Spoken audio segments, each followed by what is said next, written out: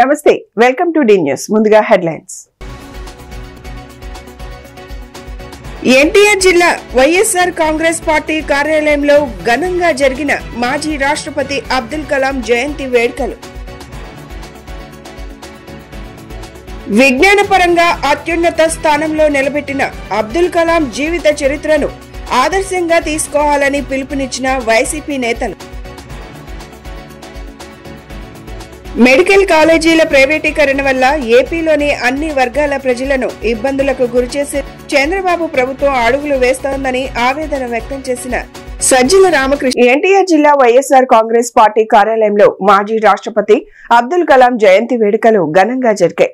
ఈ సందర్భంగా చిత్రపటానికి పూలమాలలు వేసి నివాళులు అర్పించారు వైసీపీ శ్రేణులు. అనంతరం కోఆప్షన్ సభ్యులు సయ్యద్ అలీ మాట్లాడుతూ దేశం కోసం నిరంతరం శ్రమించిన వ్యక్తి అబ్దుల్ కలాం అన్నారు. మిసైల్ మ్యాన్ గా గుర్తింపు పొంది భారతదేశానికి అనేక సంస్కరణలకు ఆద్యుడు అని అన్నారు. జగన్మోహన్ రెడ్డి, దేవినేని అవినాష్ నాయకత్వంలో కలాం ఆశయ సాధనకు నిరంతరం కృషి చేస్తామని అన్నారు. ఈ కార్యక్రమంలో కార్పొరేటర్ కలపాల అంబేద్కర్, వైఎస్ఆర్సీపీ నేతలు కోటి నాగులు, శెట్టికం దుర్గా, కిస్సి, ఉదయ్, ప్రభు, రాజ్ కమల్, చింతా బుచ్చిబాబు తదితరులు పాల్గొన్నారు.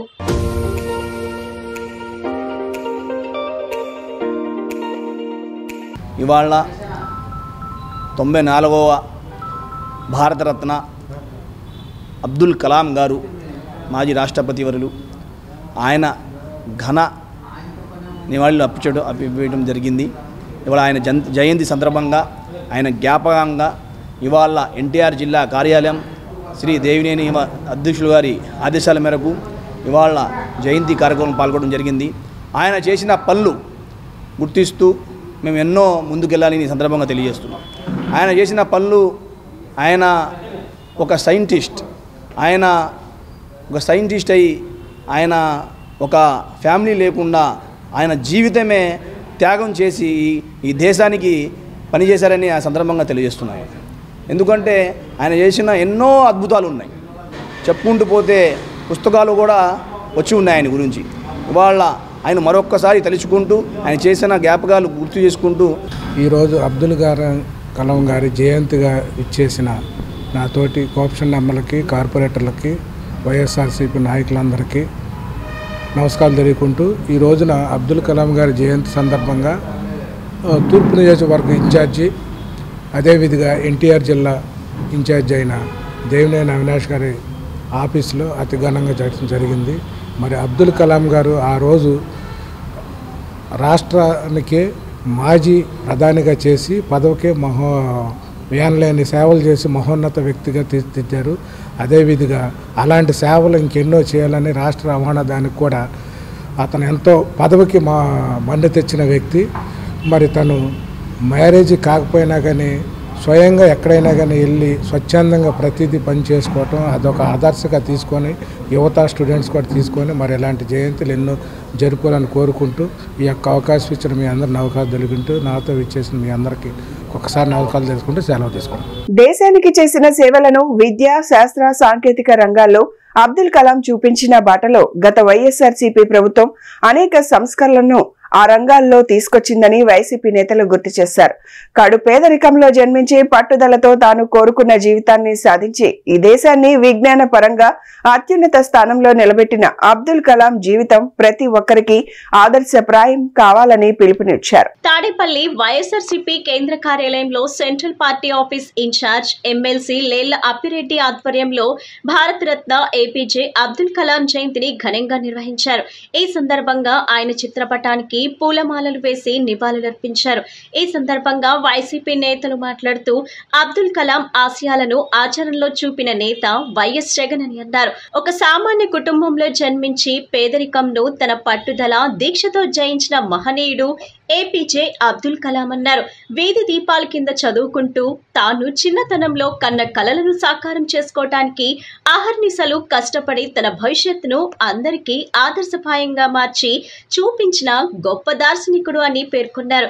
ఉన్నత చదువులతో ఇంజనీర్గా, శాస్త్రవేత్తగా భారతదేశం గర్వించే గొప్ప కార్యక్రమాలకు శ్రీకారం చుట్టి దేశ రక్షణ వ్యవస్థకు ఆధునిక శాస్త్ర సాంకేతికతను ఊతంగా అందించి మిసైల్ మ్యాన్ గా కీర్తి కీర్తిని అందుకున్న గొప్ప వ్యక్తి, ప్రపంచ దేశాల సరసన అణ్వస్త్ర దేశంగా భారత్ను నిలబెట్టిన మహోన్నతమైన వ్యక్తి అబ్దుల్ కలాం అని చెప్పారు. ఒక సామాన్య కుటుంబంలో పుట్టి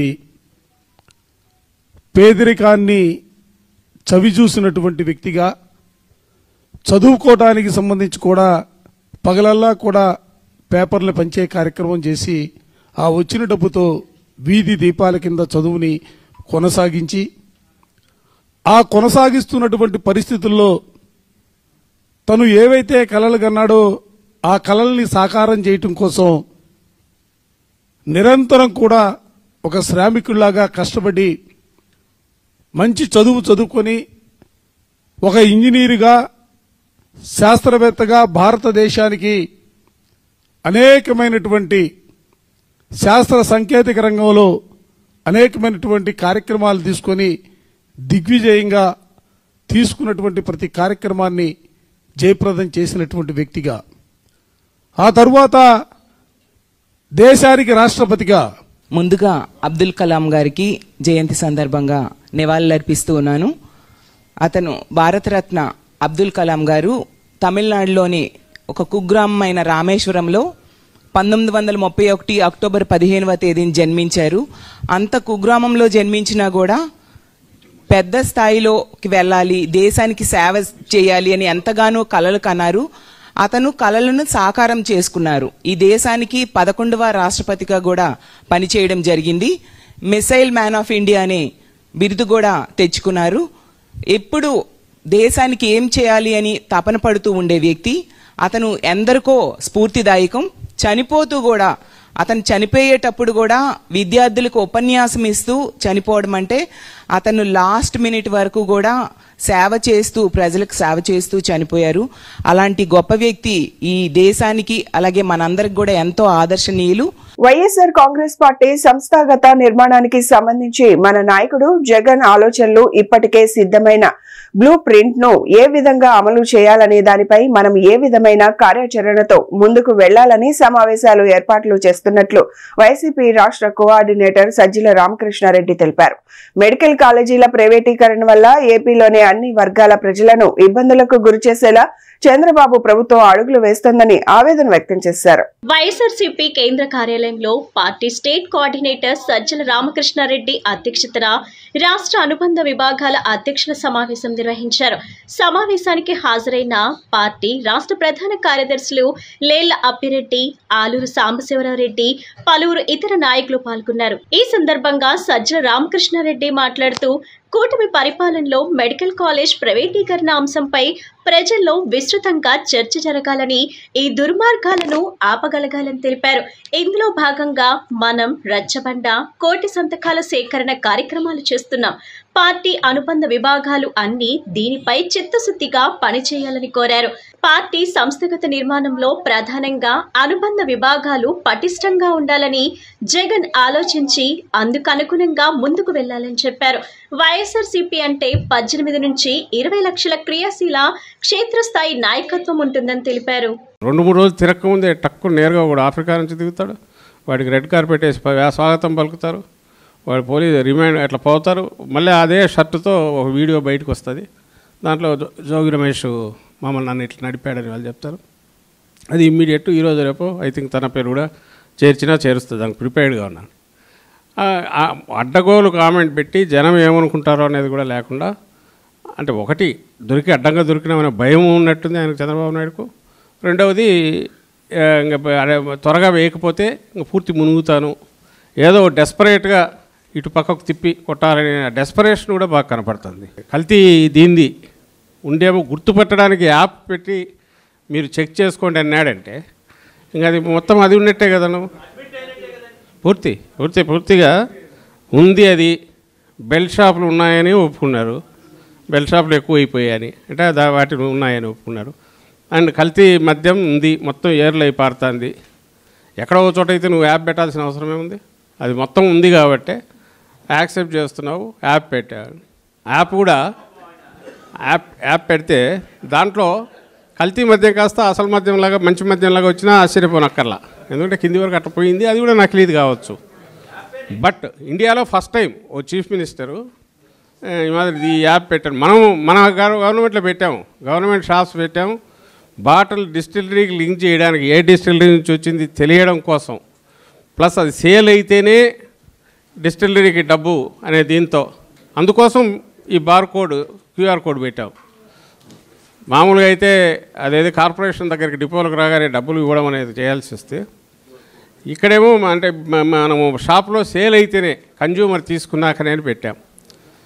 పక్కాగా ఒక బాటిల్ మూవ్ అయ్యిందంటే ఏ డిస్టిలరీలో తెలిసేట్టు. కూటమి ప్రభుత్వం పేదల ఆర్థిక అభివృద్ధి కోసం నిరంతరం పాటుపడుతుందని సెంట్రల్ ఎమ్మెల్యే బోండా ఉమా తెలిపారు. నగరంలోని గ్రీన్, ఆరెంజ్, రెడ్ జోన్లు ఏర్పాటు చేయడం వల్ల చిరు వ్యాపారస్తులు అధికారుల వేధింపులు లేకుండా వ్యాపారాలు చేసుకుంటారని స్పష్టం చేశారు. చిరు వ్యాపారస్తులకు రుణాలు మంజూరు చేస్తూ ఆ వడ్డీ ప్రభుత్వమే భరిస్తుందని చెప్పారు. సెంట్రల్ నియోజకవర్గంలోని 27వ డివిజన్ బావాజీపేటలో స్వయం ఉపాధి భాగంగా P4 పథకం ద్వారా ఇస్త్రీ బండి పంపిణీ కార్యక్రమం జరిగింది. ఈ కార్యక్రమానికి సెంట్రల్ నియోజకవర్గం ఎమ్మెల్యే బోండా ఉమామహేశ్వరరావు హాజరై ఇస్త్రీ బండిని పంపిణీ చేశారు. ఈ సందర్భంగా ఆయన మాట్లాడుతూ P4 కార్యక్రమంలో భాగంగా కుల వృత్తులు చేసుకునే వారికి సొంత నిధులతో బళ్ళు పంపిణీ చేస్తున్నామన్నారు. 16 నెలల కాలంలో సుమారుగా 200 బళ్ళు పంపిణీ చేశామన్నారు.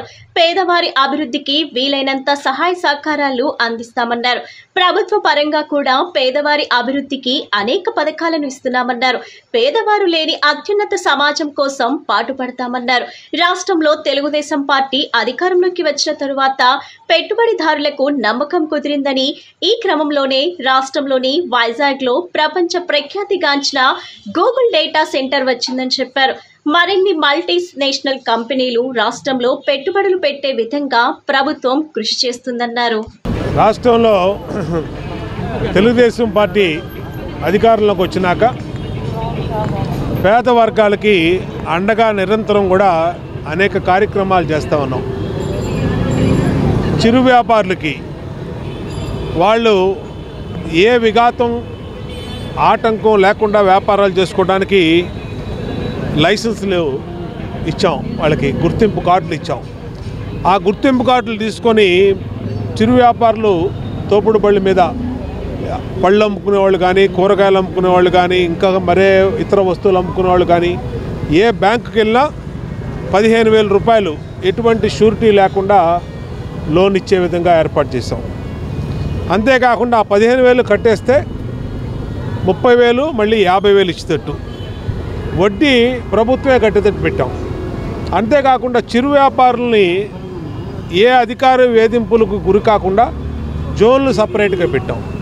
ఆ జోన్లు సపరేట్గా పెడతాం వల్ల green zone, orange zone, red zone పెట్టి వాళ్ళ వ్యాపారాలకి ఎటువంటి ఆటంకం లేకుండా చేయటం వల్ల ఇవాళ చిరు వ్యాపారులు 2,000 రూపాయలు ఈజీగా సంపాదించుకుంటూ ఉన్నారు. అంతేకాకుండా P4లో భాగంగా కుల వృత్తులు చేసుకునే వాళ్ళకి, చిరు వ్యాపారులకి, పేద వర్గాలకి మా సొంత నిధులతో బళ్ళు ఇస్తూ ఉన్నాం. ఇప్పటికీ ఈ 16 నెలల్లో 200 పైన తోపుడు బళ్ళు ఇచ్చాం, టిఫిన్ బళ్ళు ఇచ్చాం. మా రజక సోదరులకి ఇస్త్రీ చేసుకోవడానికి ఇస్త్రీ బళ్ళు ఇస్తున్నాం. ఇంకా దేవుడు మాకు ఇచ్చిన శక్తి కొలది ఎంత వీలైతే అంత పేదవాళ్ళకి ఆదుకుంటాం, అండగా ఉంటాం. వాళ్ళ అభ్యున్నతికి నిరంతరం కృషి చేస్తాం. పేదరికం లేని సమాజం చూస్తే లక్ష్యంగా పనిచేస్తాం. ప్రభుత్వ సంక్షేమ పథకాలు ప్రభుత్వం నుంచి అందిస్తా ఉన్నాం. గూగుల్ రాకతో విశాఖ పూర్తి స్థాయిలో డేటా హబ్ గా రూపాంతరం చెందుతుందని, లక్షలాది మందికి ఉపాధి అవకాశాలు వస్తాయంటూ రాష్ట్ర నాగవంశం సంక్షేమ కార్పొరేషన్ చైర్మన్ ఎరుబోతు రమణారావు సంతోషం వ్యక్తం చేశారు. గూగుల్ వల్ల 1.88 లక్షల మందికి దశల వారీగా ఉద్యోగ అవకాశాలు వస్తాయన్నారు. పాత రాజరాజేశ్వరిపేటలోని తన కార్యాలయంలో ఏర్పాటు చేసిన విలేకరుల సమావేశంలో రమణారావు మాట్లాడారు. గూగుల్ లాంటి పెద్ద సంస్థను విశాఖకు రప్పించినందుకు ముఖ్యమంత్రి చంద్రబాబు, మంత్రి లోకేష్ కు నగర ప్రజల తరపున కృతజ్ఞతలు తెలిపారు. యువతకు ఉపాధి అవకాశాలు కల్పించిన ఘనత సీఎం చంద్రబాబుకు దక్కుతుందన్నారు. విశాఖకు గూగుల్ డేటా సెంటర్ ను తీసుకురావడంలో సీఎం చంద్రబాబు, పవన్ కళ్యాణ్, లోకేష్ ఎంతో కృషి చేశారని చెప్పారు. గతంలో వైసీపీ భూములు ఇవ్వకుండా అడ్డుకోవటం దుర్మార్గమని విమర్శించారు. గత 5 ఏళ్ల కాలంలో అందరినీ మోసం చేశారని దుయ్యబట్టారు. అమరావతి రాజధాని పూర్తి అయితే రాష్ట్రం దేశంలోనే నంబర్ 1 గా ఉంటుందన్నారు. యువతకు ఉపాధి కావాలన్నా, ఉద్యోగం కావాలన్నా మరి సాఫ్ట్వేర్ ఉద్యోగాలకే ఆ రోజున హైదరాబాద్ నగరంలో మరి హైటెక్ సిటీకి కానీ మెట్రో సిటీలుగా చేసినటువంటి ఘనత ఆనాటి ముఖ్యమంత్రిగా మరి చంద్రబాబు నాయుడు గారికి, ఈ రోజున మరలా విశాఖపట్నానికి మేము రాజధాని చేస్తామని చెప్పి గొప్పలు చెప్పినటువంటి వైసీపీ ప్రభుత్వం విశాఖ నగరాన్ని నాశనం చేసినటువంటి పరిస్థితుల్లో ఈ రోజున గౌరవ ముఖ్యమంత్రి వర్యులు నారా చంద్రబాబు నాయుడు గారు, ఉప ముఖ్యమంత్రి మరి పవన్ కళ్యాణ్ గారు, మా యువ నాయకులు మరి లోకేష్ బాబు గారు ఎంతో కృషితో మరి కేంద్ర ప్రభుత్వంలో ఎన్నో పరిశ్రమలు తీసుకురావాలనే ఉద్దేశంతో మరి నిరంతరం శ్రమిస్తున్నటువంటి పరిస్థితుల్లో ఈ రోజున విశాఖ నగరానికి గూగుల్ సంస్థ అన్నది రావడం అన్నది చాలా సంతోషం, చాలా ఆనందదాయకం. దాని మీద మరి వైసీపీ నాయకులు అనేకమైనటువంటి అవాకులు చవాకులు మాట్లాడుతూ ఉన్నారు. ఈ రోజున ఏమంటా ఉన్నారు, గూగుల్ సంస్థకి దేశము మొత్తం గర్వించే సంస్థ రాష్ట్రానికి వస్తే దేశవ్యాప్తంగా అందరూ ప్రశంసిస్తుంటే వైసీపీ నేతలు స్వాగతించకుండా గూగుల్ క్లౌడ్ సంస్థకు భూములు ఇవ్వకుండా అడ్డుపడి ఆ సంస్థ కూడా తప్పుడు ప్రచారం చేసినటువంటి దౌర్భాగ్య స్థితిలో ఉన్నటువంటి వైసీపీ నాయకులు ఆ వైసీపీ ప్రభుత్వానికి మరి ప్రజలు తగినటువంటి బుద్ధి చెప్తారని చెప్పేసి కూడా మీ సందర్భంగా తెలియజేస్తూ ఉన్నాం. మరి వారు చేస్తున్నటువంటి పనులు ఆ రోజున వారి ప్రభుత్వం 5 ఏళ్లలో మరి ఉద్యోగాలు ఇస్తా ఉన్నారు, ఉద్యోగాలు ఇవ్వలేదు, ఎస్సీలను మోసం చేశారు, బీసీలను మోసం చేశారు, మైనార్టీలను మోసం చేశారు, మహిళలను కూడా దగా చేసినటువంటి దౌర్భాగ్యమైనటువంటి వాళ్ళు ఈ రోజున నిరంతరం మరి హైటెక్ అంగులతో దిద్దుకున్నటువంటి సంస్థ మన రాష్ట్రానికి రావడం అన్నది ఎంతో సంతోషం, ఎంతో ఆనందదాయకం. యువత అనేది చదువుకొని ఉద్యోగం లేక చిన్న చిన్న పనులు చేసుకొని వారి తల్లిదండ్రులు ఎంతో ఆశతో మరి డిగ్రీలు పూర్తి చేసుకున్న తర్వాత పట్టాలు పట్టుకొని తిరిగి మరి 5 ఏళ్ల పాటు మరి ఆ ప్రభుత్వంలో ఇబ్బంది పడ్డారు. ఇబ్రహీం పట్టణంలోని అద్దేపల్లి జనార్దన్ ఇంటికి సిట్ అధికారులు వచ్చారు. కల్తీ మద్యం కేసులో కుటుంబ సభ్యులను అధికారులు ఇన్వెస్టిగేషన్ చేస్తున్నారు. ఎవరెవరితో సంబంధాలు ఉన్నాయనే కోణంలో విచారణ జరుగుతున్నట్లు తెలుస్తోంది. ల్యాప్టాప్ లో కీలక ఆధారాలు సేకరించే పనిలో అధికారులు ఉన్నారు.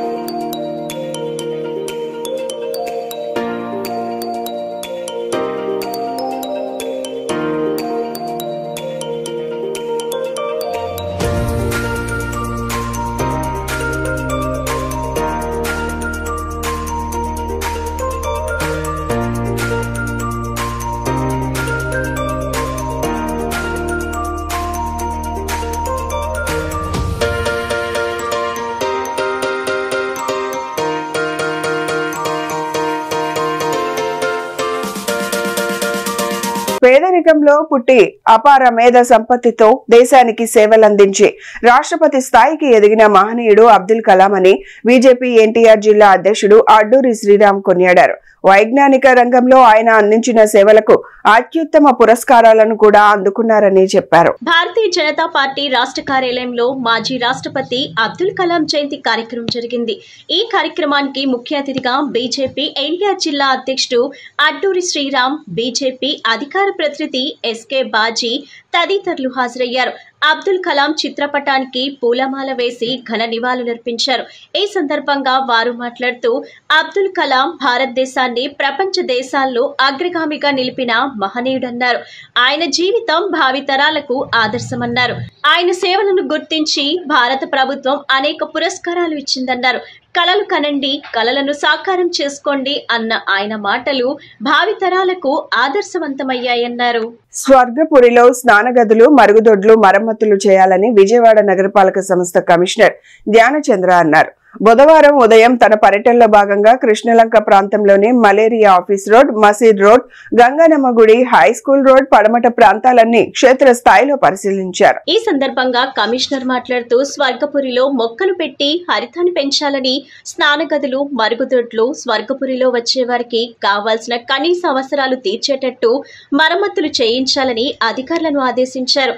నగర పరిధిలో గల అన్ని స్వర్గపురులను అధికారులు పరిశీలించి ఎప్పటికప్పుడు వాటిలోని సమస్యలను పరిష్కరించాలని అధికారులను ఆదేశించారు. తదుపరి పటమటలోని అన్నా క్యాంటీన్ ను పరిశీలించారు. అన్నా క్యాంటీన్ లో కల్పించే పద్ధతుల్లో ఎటువంటి సమస్యలు ఉండరాదని, ఏమైనా మరమ్మతులు వచ్చినచో వెంటనే 15 నిమిషాల్లో వాటిని పూర్తి చేయాలని, ప్రతిరోజు అధికారులు తమ అన్నా క్యాంటీన్ను పరిశీలించి అక్కడికి వస్తున్న ప్రజలతో మాట్లాడి అభిప్రాయాలు తెలుసుకోవాలని అధికారులను ఆదేశించారు. ఈ పర్యటనలో zonal commissioner K Shammi, estate officer A Sridhar, executive engineer G Samrajyam, assistant medical health officer doctor Gopal Krishna Nayak, assistant city planner Mohan Babu సిబ్బంది పాల్గొన్నారు. ఈ నెల 22వ తేదీ నుంచి నవంబర్ 12 వరకు ఇచ్చాపురం నుండి హిందూపురం వరకు విద్యారంగ సమస్యల పరిష్కారానికి బస్సు యాత్ర నిర్వహించనున్నట్లు ఏఐఎస్ఎఫ్ రాష్ట్ర అధ్యక్ష కార్యదర్శులు గుజ్జుల వలరాజు, వందెల నాసర్జీ తెలిపారు. ముఖ్యంగా పీపీపీ పేరుతో ప్రభుత్వ వైద్య కళాశాలను ప్రైవేట్ పరం చేస్తున్న ప్రభుత్వం ఆలోచనలు విరమించుకోవాలని డిమాండ్ చేశారు. ప్రభుత్వ వైద్య పేదలకి అందజేయాలని ఆలోచన ఉంటే నారాయణ, గీతం, బిట్ కళాశాలలో పీపీపీ విధానం అమలు చేయాలని సవాల్ విసిరారు.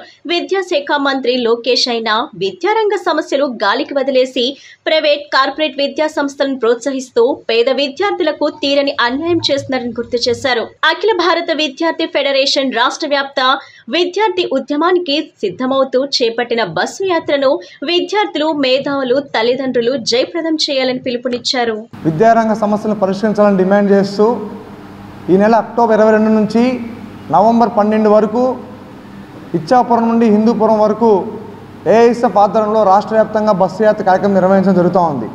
ప్రధానంగా ఎన్నికల సమయంలో నారా లోకేష్ గారు, చంద్రబాబు నాయుడు గారు, పవన్ కళ్యాణ్ గారు విద్యారంగంలో సమస్య ఉన్నటువంటి పరిష్కరించి మేము పూర్తిగా విద్యార్థులు న్యాయం చేస్తామని హామీ ఇచ్చి అధికారం రావడం జరిగింది. కానీ అధికారంలోకి వచ్చిన తర్వాత ఈరోజు పూర్తిగా విద్యార్థులను మోసం చేస్తూ ఉన్నారు. రాష్ట్రంలో లక్షలాది మంది పేద వర్గాల విద్యార్థులకి ఉన్నత పీజీ విద్య కానివ్వండి లేదా ఎంబీబీఎస్ విద్యను కానివ్వండి దూరం చేయడానికి ఈరోజు రాష్ట్ర ప్రభుత్వం కుట్ర చేస్తూ ఉందని చెప్పని ఏఐఎస్ఎఫ్గా మేము భావిస్తూ ఉన్నాం.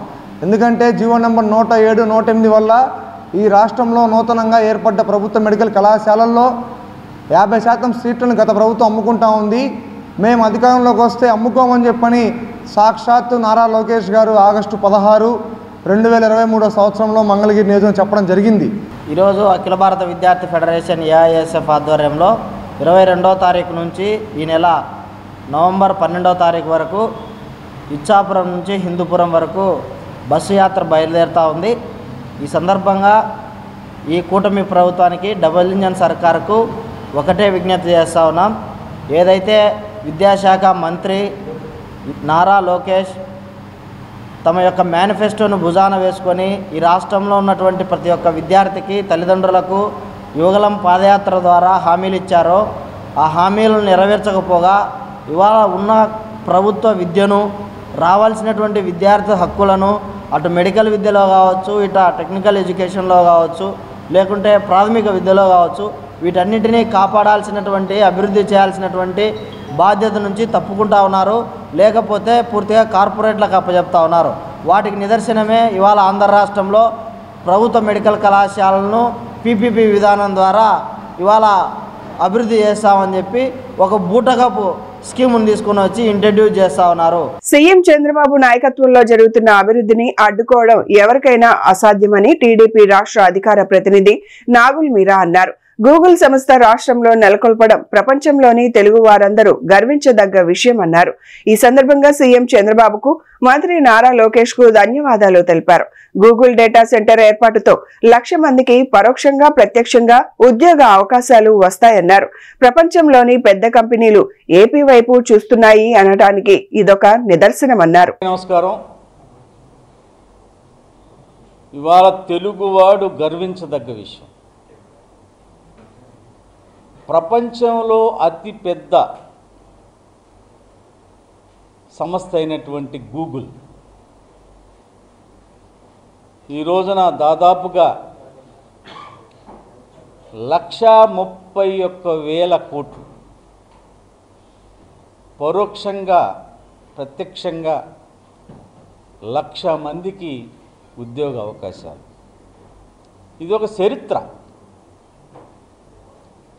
ఎందుకంటే అమెరికాలో అంత పెద్ద సంస్థ, ప్రపంచంలో ఎన్నో అభివృద్ధి చెందినటువంటి దేశాల్లో కాకుండా భారతదేశంలో 29 రాష్ట్రాలు ఉంటే వాళ్ళు ఆంధ్రప్రదేశ్ను సెలెక్ట్ చేసుకొని ఆ సంస్థ అమెరికా తర్వాత ఆంధ్రప్రదేశ్కి రావటం అనేది ప్రపంచంలో ఎక్కడ తెలుగువాడున్నా గర్వించదగ్గ విషయం. ఇంత పెద్ద సంస్థను ఆంధ్రప్రదేశ్కు తీసుకురావటంలో నారా లోకేష్ గారు కీలకమైన పాత్ర పోషించాడు. ఇది స్వయంగా చంద్రబాబు గారే నిన్న చెప్పారు. ఆయన అమెరికా వెళ్ళి గూగుల్ సంస్థతో మాట్లాడి ఆంధ్రప్రదేశ్లో అనువైన పరిస్థితులు ఉన్నాయి, మీరు ఏ రకంగా కావాలంటే ఆ రకంగా మీకు సహకరిస్తామని చెప్పడమే కాకుండా లోకేష్ గారు పదే పదే మాట్లాడి చంద్రబాబు నాయుడు గారు కూడా నరేంద్ర మోడీ గారితో కేంద్ర మంత్రులతో మాట్లాడి ఇవాళ ఆ సంస్థను ఆంధ్రప్రదేశ్కు తీసుకొచ్చారు. దేశీయ సంస్కృతి సాంప్రదాయాలు కళలను పరిరక్షణలో భాగంగా బీజేపీ రాష్ట్ర పార్టీ ఆధ్వర్యంలో సంజీవని స్వరం కార్యక్రమాన్ని తిరుపతిలో ఈ నెల 18న నిర్వహిస్తున్నట్లు బీజేపీ ఎన్టీఆర్ జిల్లా అధ్యక్షులు అడ్డూరి శ్రీరామ్ వెల్లడించారు. పెద్ద ఎత్తున జరిగే ఈ కార్యక్రమంలో 1000 మంది నాయి బ్రాహ్మణ వాయిద్య కళాకారులు పాల్గొంటారని చెప్పారు. సీతారాంపురంలోని బీజేపీ రాష్ట్ర పార్టీ కార్యాలయంలో బుధవారం ఎన్టీఆర్ జిల్లా పార్టీ అధ్యక్షులు అడ్డూరి శ్రీరామ్ ఆధ్వర్యంలో మీడియా సమావేశం జరిగింది. ఈ సమావేశంలో శ్రీరామ్ మాట్లాడుతూ ధన్వంతరి జయంతి సందర్భంగా తిరుపతిలో సంజీవని స్వరం పేరుతో నాయి బ్రాహ్మణ వాద్య కళాకారులతో పెద్ద ఎత్తున కార్యక్రమం నిర్వహిస్తున్నామన్నారు. ఈ నెల 18న జరిగే కార్యక్రమంలో సుమారు 1000 మందికి పైగా వాద్య కళాకారులు తమ సంగీత కళను ప్రదర్శిస్తారన్నారు. దేశీయ సంస్కృతి సాంప్రదాయాలను కళలను ప్రోత్సహించి పరిరక్షించి కార్యక్రమంలో భాగంగా ఈ కార్యక్రమాన్ని నిర్వహిస్తున్నామన్నారు. ఈ సమావేశంలో నాయకులు శివకుమార్ పట్నాయక్, అవ్వారు బుల్లపై, మహిళా నాయకురాలు పద్మజ, జిల్లా పార్టీ నాయకులు పాల్గొన్నారు. ఈ నెల 18వ తారీఖు తిరుపతిలో గాంధీ భవన్ వద్ద సంజీవిని స్వరం పేరుతో నాయి బ్రాహ్మణ సోదరులతో కలిసి సౌందర్యం సంజీవనం సంగీతం అనేటువంటి ఒక కార్యక్రమం 1000 మంది వాయిద్య కళాకారులతోని ఈ యొక్క కార్యక్రమాన్ని పెద్ద ఎత్తున చేపట్టడం జరుగుతూ ఉంది. ఈ కార్యక్రమానికి ముఖ్య అతిథిగా రాష్ట్ర భారతీయ జనతా పార్టీ అధ్యక్షులు పివిఎన్ మాధవ్ గారు ఈ యొక్క కార్యక్రమానికి విచ్చేయుచున్నారు.